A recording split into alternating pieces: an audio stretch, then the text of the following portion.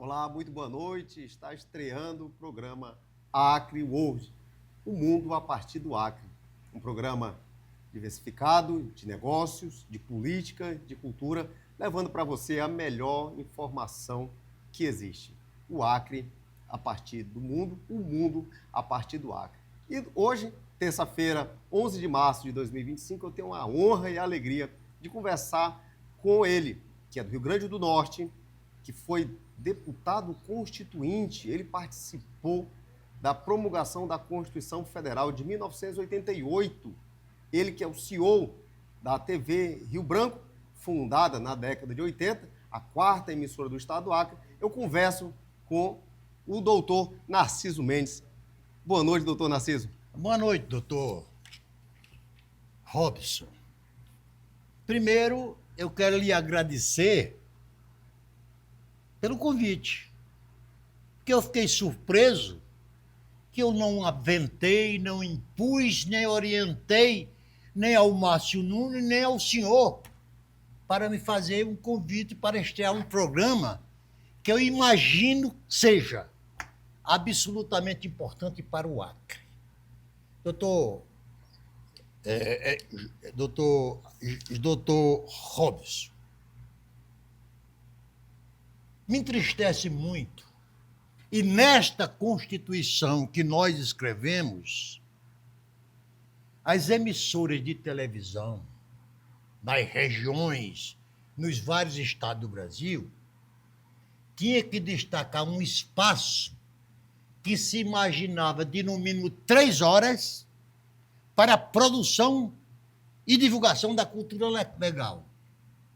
Verdade. E quando eu vejo as emissoras de televisão com sede no sul do país, todas elas só falam no nome do Acre se aqui houver uma grande tragédia ou se e quando estão divulgando o mapa climático do Brasil. Temperatura do Acre e tal. Fazendo de conta que nós não existimos no noticioso local que viesse, inclusive, a interessar ao noticiário nacional. Então, muito obrigado pelo convite. Eu fico muito agradecido, doutor Narciso.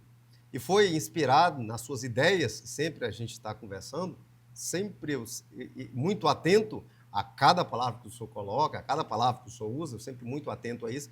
Entendi o seu desejo, o seu anseio, e percebi que realmente o Acre deveria estar no papel de protagonista mundial, até porque nós temos uma floresta, temos uma cultura, temos uma diversidade de mata, de biodiversidade, de uma economia que deve ser explorada e que não está sendo. Também no campo político, o Acre tem um destaque especial, só que precisa realmente condensar e tratá-lo com mais respeito, com mais carinho. Então, foi pensando nisso, doutor Narciso, que eu criei esse programa, intitulado Acre World, o mundo a partir do Acre, ou Acre a partir do mundo, dando uma visibilidade para o nosso querido estado do Acre, para os empreendedores que aqui estão, para as pessoas que fazem negócios, os comerciantes, que precisam realmente de um destaque maior, para que não saiam apenas no noticiário como notícias ruins. E é nessa perspectiva, doutor Narciso, que, como o senhor bem disse, o senhor não impôs, o senhor não deu nenhuma ideia, mas, como é um programa do mundo a partir do Acre, nada mais justo que trazer um deputado constituinte, alguém que esteve em Brasília e que participou da promulgação da Constituição Federal de 1988. Doutor Robson, a nossa Constituição, eu tenho algumas críticas a fazê-la. Na época da sua promulgação, contestei alguns dos itens aprovados, porque, na realidade, a gente aqui esmera-se em nossa Constituição. A Constituição não é tudo. A Inglaterra, que é uma das maiores democracias do mundo, não tem Constituição. E eu entendia, e ainda entendo, que as leis, os capítulos, os incisos e as alíneas da nossa Constituição não deveria ter a força de lei, mas sim deveria se prestar como fonte de legalização. Por quê? Vamos supor, há 100 anos atrás, a liberdade de expressão era cobrada com muita rigidez. Com a rigidez que não pode prevalecer hoje. Há 100 anos atrás, quem corria na frente da notícia era a mentira.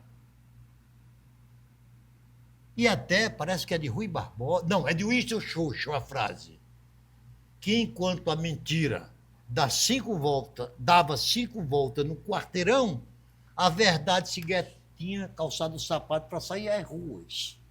Então, claro que eu não discordo da nossa Constituição como princípio, mas com força de lei, o direito à vida não é um direito absoluto. A nossa Constituição diz que é. E se um bandido entra na sua casa com o intuito de assassiná-lo e você revida assassinando-o, você contraria um princípio. Então, a lei é que define a forma como a ação judicial deva ser procedida. A nossa Constituição, você imagina, a Constituição dos Estados Unidos já data de 230 anos. Ela é constituída de 7 artigos. A nossa é constituída de mais de 300 artigos. E a nossa. E só foi emendada 27 vezes nos 230 anos. A nossa Constituição está com 30 anos de idade. Mais ou menos, uns 30, 35. E já está aprovado 120 emendas. E na fila, esperando que sejam revogadas ou promulgadas, existe mais de 200 emendas parlamentares. E no nosso ambiente político hoje, só se fala em reformar uma Constituição. Então, se a nossa Constituição fosse apenas um livro de conceitos, de princípios, nós não precisaríamos estar reformando a nossa Constituição, e sim as nossas leis. O senhor bem sabe que no Brasil tem esse costume de querer levar para a Constituição matérias que não são constitucionais. Como a gente fala na doutrina, que na nossa Constituição, que o senhor foi um dos que promulgou, tem assuntos eminentemente ou materialmente constitucional. E muitos deles que não são. Questão de Estado e muitos que não são. Né? E como é que foi esse debate? Como é que o senhor participou desses debates lá no Congresso, doutor Narciso? Olha, você sabe que a Constituição, naquela época, não eram os 594 congressistas que existem hoje. Porque depois dela foi criado o Estado de Mato Grosso do Sul, foi criado o Estado de Tocantins. Então, o número de congressistas naquela época era de 400 e poucos congressistas. Hoje são 594. A aprovação se dava por maioria absoluta dos presentes, dos votantes. E muitas vezes você não concordava com a aprovação de uma emenda, mas o seu voto era vencido. Então você sequer dava a realidade. Mas, de todo modo, a nossa Constituição, em alguns dos seus artigos, ela se fez profundamente benéfica. Os direitos do cidadão, a igualdade das pessoas, que, segundo Rui Barbosa, a verdadeira igualdade é tratar os desiguais desigualmente, né? Verdade. Porque se eu trato um mendigo da mesma forma que eu trato um abastado cidadão, eu estou tratando desigualmente. Porque, às vezes, eu atendo o mendigo lhe dando uma pequena oferenda e, muitas vezes, eu entrego um caminhão de dinheiro para um cidadão e não sou agradecido por isso, né? Verdade, verdade. É o que a gente chama na doutrina, para quem escreve em direito constitucional, do qual eu sou apaixonado e minha especialização foi em direito constitucional, é a igualdade substancial, não apenas a igualdade formal, que é o tratar os iguais na sua igualdade, mas realmente trazer a igualdade substancial, que é o tratamento desigual para os desiguais. Exatamente. E aí, doutor Narciso, é o caso, por exemplo, de cotas, de vagas reservadas para uma determinada categoria, para um determinado segmento de pessoas, mas nós vamos conversar sobre isso, porque também, quando não ponderado, cria-se uma ditadura da minoria também, não é, doutor Narciso? Mas sobre isso, sobre essa polêmica que eu estou levantando, vamos conversar no próximo bloco. Já já voltamos.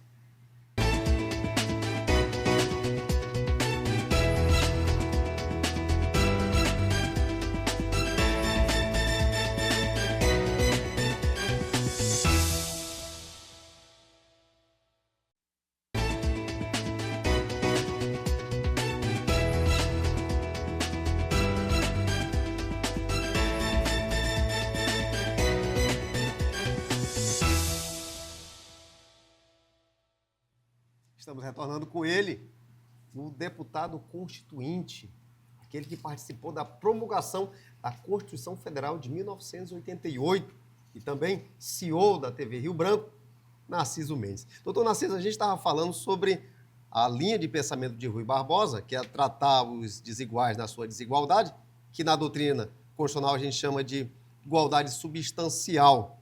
E aí eu trouxe uma situação que a gente deve ponderar muito bem essa desigualdade, não é, doutor Narciso? Para que também a gente não crie uma ditadura das minorias. Por exemplo... Em favor ou contra ela? O que a gente percebe muitas vezes, e aí o senhor me corrija se eu estiver errado, é que, às vezes, por exemplo, o Supremo Tribunal Federal tem dado uma significativa importância ou superior para as minorias, em detrimento também da grande maioria. Eu acho que isso deve ser sopesado, não é, doutor Narciso? Olha, doutor Robson, eu tenho muita preocupação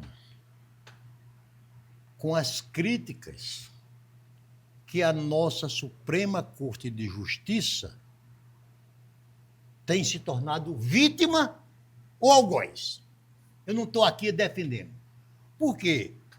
O nosso arcabouço jurídico estatal determina, até por inspiração de Rousseau, que a nossa democracia, a maioria das democracias, são regidas por 3 poderes. Poder executivo, poder legislativo e poder judiciário. Esses 2 dependem do voto dos seus respectivos povos eleitores. E o poder judiciário, um juiz não é eleito, um desembargador não é eleito, um ministro do Tribunal Superior não é eleito, mas é a ele, dado essa imparcialidade com relação à vontade popular e atendo-se apenas ao arcabouço legal, ele é chamado para arbitrar quando os 2 poderes entram em conflito. E não tem outro modo de se reparar essa questão a não ser atribuindo ao Supremo Tribunal Federal, a máxima instância do nosso Poder Judiciário, o direito de acertar e de errar por último. Muitas vezes eu também acho que o Supremo tomou alguma decisão com a qual eu não concordo. Mas a quem é que eu vou recorrer para me contrapor ao Supremo Tribunal Federal? Se o Congresso não atua. Não, aí é uma questão. Não atua no seu conjunto ou pessoalmente? Sobre alguns temas. A questão do anencéfalo, que o Supremo Tribunal Federal teve que fazer julgamentos porque o Congresso não legislava. Ou seja, há casos que o Congresso é demorado para legislar e o Supremo, por conta da própria Constituição, do qual o senhor promulgou, pelo princípio da inafastabilidade, ele é chamado para fazer o julgamento. É forçado. Ele é forçado Ele é forçado. É provocado a isso. É provocado. É provocado. Então, o que eu quero dizer é o seguinte. A democracia não é um regime perfeito. Certa vez, numa reunião com outros estadistas, não é igual a ele, que para mim o maior estadista dos últimos 6 anos no mundo foi o Winston Churchill, ele chegou a dizer que, começou a conversa dizendo que a democracia era o pior do regime de governo vigente. Aí todo mundo se apavorou. Ele disse, com exceção de todos os demais. Quer dizer, então ele transferiu de ruim no melhor.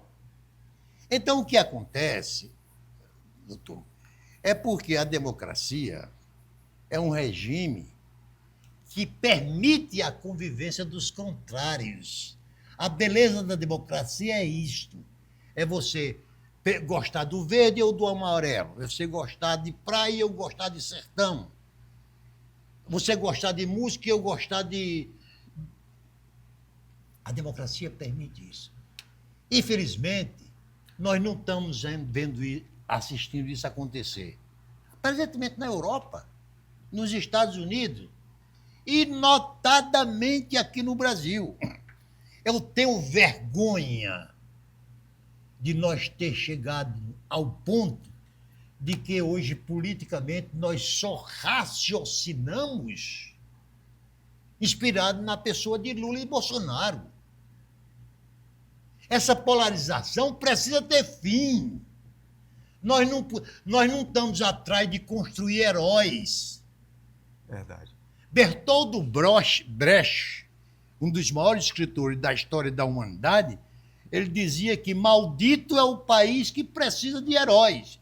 E nós, brasileiros aqui, estamos atrás de 2 heróis, Lula ou Bolsonaro. Esses 2 homens, essa polarização, está fazendo muito mal à nossa convivência social.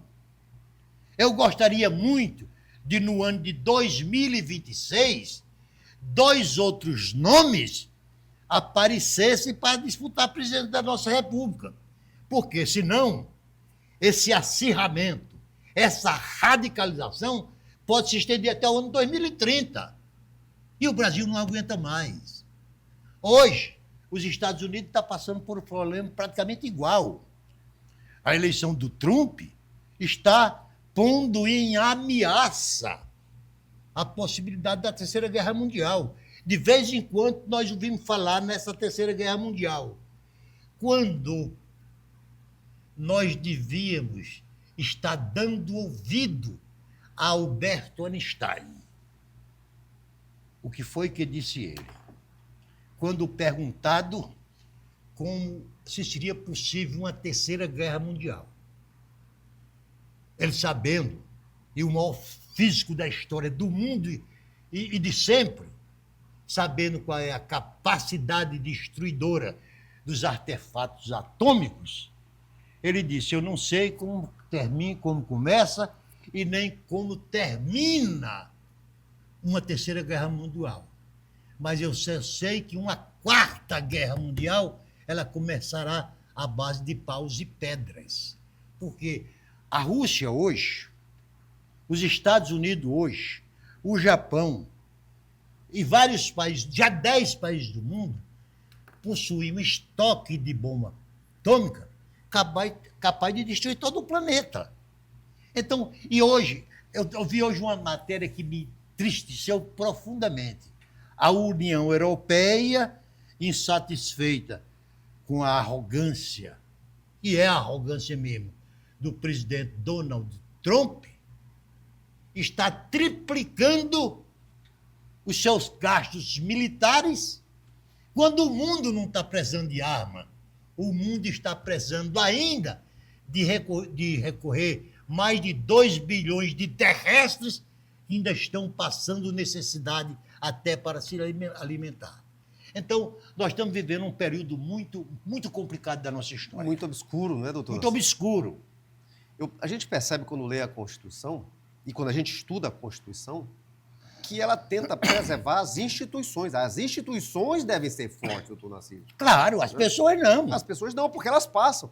Mas é como o senhor bem disse, não pode fazer uma crítica ao Trump, que já é da oposição. Eu não posso criticar o Bolsonaro porque ele tem muitos erros, porque ele é de ultradireita, porque já vou me associar ao Lula. Se eu fizer uma crítica ao Lula, já me associo ao Bolsonaro. Isso é terrível, não é, doutor? Isso faz com que a gente perca a essência da crítica, a essência de um posicionamento independente. Eu via na gestão do Bolsonaro que ele fazia muitas coisas erradas. Seu linguajar chulo, não tinha um bom comportamento com as pessoas, porém não se criticava porque já queriam nos associar à esquerda. E vice-versa, né? Não pode criticar o Lula porque já é da direita. Como o senhor bem disse, estão personificando as instituições, o que é um prejuízo terrível para o Brasil e para o mundo. Mas eu lhe lanço uma pergunta. Paulo Guedes disse que a China não entra numa guerra pelas questões comerciais e econômicas. A China sabe que é um prejuízo entrar numa guerra e Paulo Guedes acha que não vai ter uma guerra pelas questões econômicas e comerciais. O que o senhor tem a dizer, doutor Narciso? Está equivocado. As guerras que estão se sucedendo no mundo são por questões de natureza religiosa. Israel, Hamas. Israel, árabes. Por questão de invasão de territórios, a guerra Rússia, Ucrânia. E tem uma guerra que está incubada aí, porque você sabe que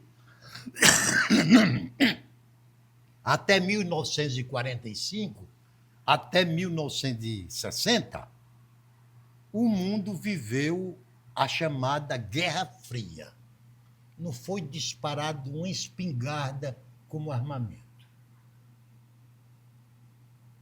Mas foi um período em que a antiga União de República Socialista Soviética disputava com os Estados Unidos a hegemonia do poder econômico e do poder bélico mundial. Naquela época, só dois partidos se armaram até os dentes, que foi o próprio Estados Unidos e a Rússia.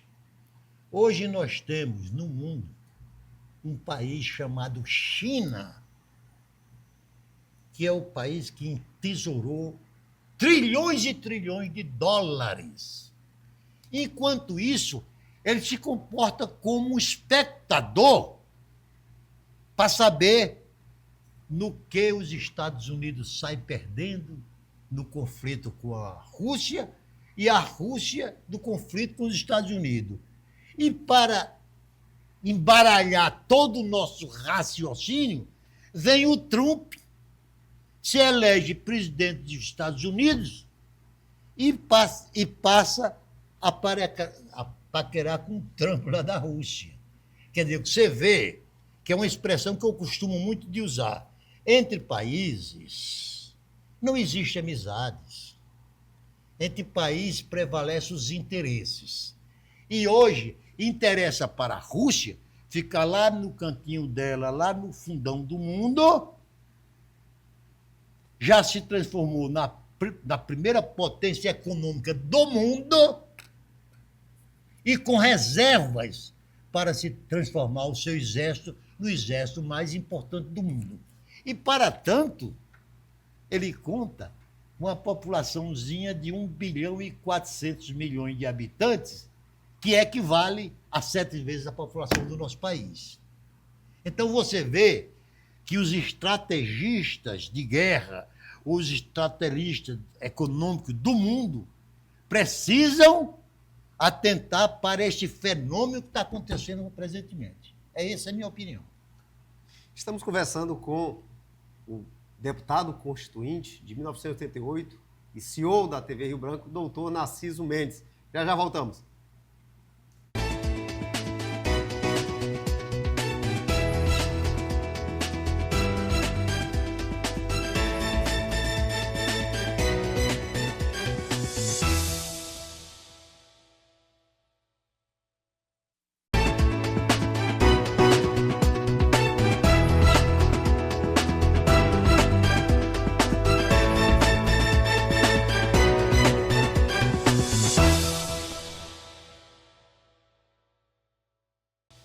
volta com o programa Acre World, o mundo através do Acre, conversando com o doutor Narciso Mendes, político, foi deputado constituinte, participou da promulgação da Constituição de 1988 e também CEO da TV Rio Branco, um grande empresário aqui do nosso estado, aqui do nosso querido estado do Acre. Doutor Narciso, é interessante, embora muitos pensem que não, mas é muito interessante observar a política nacional, porque ela vai ter impactos no país, no caso no Brasil, e também no estado do Acre, né? Muitas pessoas não conseguem enxergar, mas como o mundo está muito globalizado e muito conectado nessas questões. Por exemplo, a vitória do Trump tem causado um certo desconforto no Brasil pela questão da tributação de alguns produtos. As taxações. As taxações, né? Sim, verdade. Mas voltando para a Constituição de 1988, doutor Narciso, que é um tema muito, para mim, maravilhoso, um dos temas mais importantes da recente República, né? Nossa República é recente, em vista da Europa, nós temos muito que aprender ainda, nós somos ainda crianças em vista da Europa. O senhor disse no início, e é verdade, que a Constituição ela tem assuntos de natureza constitucional, materialmente constitucional, e assuntos formalmente constitucionais, porque estão na Constituição, estão aqui positivados na Constituição, mas que não são de conteúdo constitucional, porque uma Constituição, como é dos Estados Unidos, se preocupa em arquitetar um modelo de Estado, um modelo de república, doutor Narciso.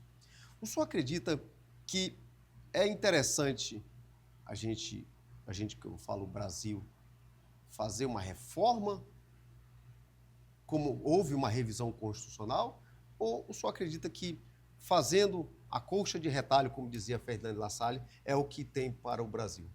Doutor Robson, há 230 anos, volto a repetir, os Estados Unidos é regido por uma única Constituição. Da proclamação da nossa República em 1822, foi feita a Constituição do Império e de lá para cá já foram feitas 7 novas Constituições. Então a gente pode concluir com isso que não é renovando a nossa Constituição e saindo trocando em termos jurídicos 6 por meia dúzia, que nós vamos estabilizar a nossa legislação. Então, o que nós temos que fazer, doutor Robson, é entender que a democracia não é um regime perfeito, não é um regime completo. Então, nós, sempre que precisarmos mexer na nossa Constituição, nós temos que evitar o máximo em mexê-la. Mas quando fizer, o faça no sentido de melhorá-la. Vou dar um exemplo. Eu fui visceralmente contra o projeto de lei que aprovou a reeleição do presidente da República, ele no cargo. Aí você pergunta, e você é contra o princípio da reeleição? Não, sou favorável. Eu acho que um bom presidente, um bom governador e um bom prefeito que fez uma boa gestão tenha o direito de concorrer à sua reeleição. Mas porque eu votei contra naquela época? Porque eu não achava decente, não achava republicana perfeito que o próprio Fernando Henrique Cardoso se beneficiasse de uma emenda do seu interesse. Você entendeu? O que está acontecendo é que hoje, de vez em quando, talvez por causa do fenômeno Lula, e aqui eu não estou defendendo Lula, por favor. Sim, claro. Por causa do fenômeno Lula, que já foi eleito e reeleito uma vez, que já foi eleito e pretende ser reeleito outra vez, já estão falando em se proibir a reeleição. E aqui eu trago mais um exemplo de assertividade instituído dos Estados Unidos. Quando a Bolsa de Valores de Nova York quebrou em 1930, Franklin Delano Roosevelt foi eleito para o próximo mandato, 1932. Ele fez uma excepcional gestão. Criou o Banco Mundial, criou o FMI, criou a OEA, fez tudo que ia fazer. Foi reeleito em 1936. Foi reeleito em 1940. E foi reeleito em 1944. Você sabe o que foi feito nos Estados Unidos? O presidente da República, que conseguir ser eleito e reeleito, contínua ou alternadamente, não pode ser mais candidato a nada. Em síntese, se essa lei prevalecesse no Brasil, o Lula não podia ter sido candidato na eleição passada, porque ele já tinha existido o mandato por 2 vezes. Então, o que nós temos que fazer é essas correções que precisam ser feitas na nossa legislação. Por exemplo, ultimamente eu tenho visto o chamado voto da anistia para evitar que o ex-presidente Jair Bolsonaro possa ser candidato daqui a 2 anos. Ora, o presidente Jair Bolsonaro já está duplamente inelegível em 2 decisões judiciais. Então, nós não podemos, a cada momento, e para atender determinadas conveniências, estabelecer uma nova lei. Que a lei tem que ser impessoal, concorda? Concordo. A lei tem que ser impessoal. Fazer uma lei para me beneficiar, como foi o caso da aprovação da reeleição, que permitiu a reeleição de Fernando Henrique Cardoso, e olha que Fernando Henrique Cardoso, na minha contabilidade, foi um dos bons presidentes da nossa República. Verdade. Mas, mesmo assim, não justificava que ele, no seu governo, aprovasse uma lei que o beneficiasse. Verdade, verdade. Leôncio, consegue colocar para a gente? Doutor Narciso, eu fiz um recorte de algumas imagens do momento da promulgação da Constituição de 1988. E, doutor Narciso, algo que eu acredito que a grande massa, não desprezando o nome massa, mas a grande população não sabe o impacto que o político sofre. Porque nas imagens lá de Brasília, haviam pessoas do movimento rural, dos trabalhadores rural, movimentos econômicos, os estudantes. O político, ele tem a sua independência, é verdade, mas essa independência é limitada, não é, doutor Narciso? Olha, você não sabe, naquela época, lá no meu gabinete, eu recebia umas 20 a 30 comissões diárias na defesa de temas como pena de morte, aborto. O tema de aborto, eu nunca vi nada para ter exercido uma opressão na Assembleia Nacional Constituinte, que é o aborto. E ainda hoje, nós continuamos debatendo esse assunto, a despeito de já existir a concessão em 3 casos, onde não é criminalizado quem o pratica, né? Verdade, verdade. E aí, quando eu vi essas imagens, eu lembrei do senhor automaticamente das forças que tem, além dos lobistas, que não é muito falado, mas existem também, cada qual puxando para o seu lado, né? É o sindicato dos rurais, é o sindicato dos donos de terra, e o político tem que saber navegar, mantendo a independência, mas também sendo sensível a esses setores da nossa população. Mas, doutor, eu acho que parte da beleza da Assembleia Nacional Constituinte foi exatamente o Congresso ter aberto as suas portas para ouvir toda sorte de opiniões, algumas até espalhafatosas. Mas deixa, porque tem um segmento da nossa sociedade que gosta de espalhafato. Então, embora nunca vai prevalecer, né? Claro. Mas é verdade. E ainda sobre a nossa Constituição, eu não podia me esquecer do mais ilustre dos nossos constituintes, o mais importante, Roberto Campos, que é tio desse Campos, que saiu agora da presidência do Banco Central. Roberto Campos, naquela época, já era o único vivente, planetariamente, que tinha assinado a carta de Bretton Woods. Tinha sido ministro de bem 5 pastas.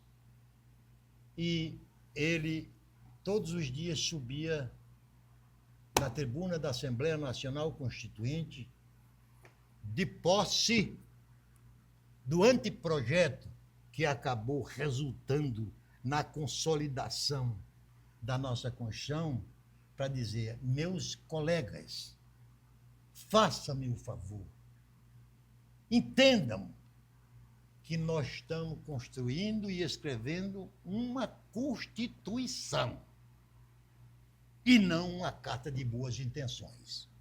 A nossa Constituição, de boas intenções, não há do que se reclamar. Verdade, verdade, doutor Narciso.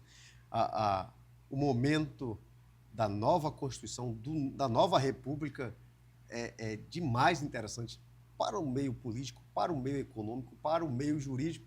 Eu tinha tantas perguntas ainda para lhe fazer, tinha tantas indagações, tantas dúvidas que eu queria tirar, porém o horário já está avançado, e aí é o momento de nós chamarmos o nosso pequeno ilustre, né, o ícone do Acre, hoje o nosso amigo Daniel Cabral, artista, caricaturista, que enquanto a gente estava conversando, doutor Narciso, ele estava ali tirando uma foto sua, fazendo um retrato seu, uma caricatura. Mas, doutor, ele foi meu retrato, não foi a caricatura, não. Porque está igualzinho. Ele é único, é único. O Daniel Cabral é único. Ele tem o dom, o talento de fazer ótimas pinturas. Você que está nos assistindo, siga o Daniel Cabral nas redes sociais. Daniel Cabral AC, esse artista maravilhoso, exemplar, único, de um dom fenomenal. Sigam Daniel Cabral AC. Doutor Narciso, uma honra estar aqui com o senhor. Muito obrigado. E, por último, já que você está estreando o seu programa, eu que hoje me julgo, eu sou engenheiro por formação, mas a advocacia me despertou algum interesse pela profissão. Eu hoje sou um enjogado, um engenheiro com uma vocação de advocacia, né? Mas faça do seu programa um ambiente de cultura. Chame pessoas de todos os partidos, de todas as religiões. Não, e com a sua absoluta isenção, deixe que a sociedade acreana pense o que os seus contemporâneos estão querendo que a nossa classe política faça em favor do nosso Acre. Verdade, doutor Narciso, verdade. Conversei com um ícone da política acreana, deputado no passado, foi um deputado constituinte, deputado federal, participou da promulgação da Constituição Federal de 1988. Hoje, um grande escritor, escreve diariamente no site da TV Rio Branco, o Rio Branco. E no AC 24 E no AC 24 Horas também. Escreve 2 matérias por dia. Um homem, um espírito jovem, um espírito guerreiro e que ajudou muito o Brasil. Alguém que hoje é acreano de coração, mas ajudou muito o Brasil na promulgação da Constituição Federal de 1988. Conversei com o doutor Narciso Mendes. Obrigado, doutor Narciso. Obrigado pela confiança. Igualmente. Obrigado por tudo. E a você que esteve conosco, muito obrigado pela sua presença. Obrigado por esse momento único. Amanhã estaremos aqui. Até lá.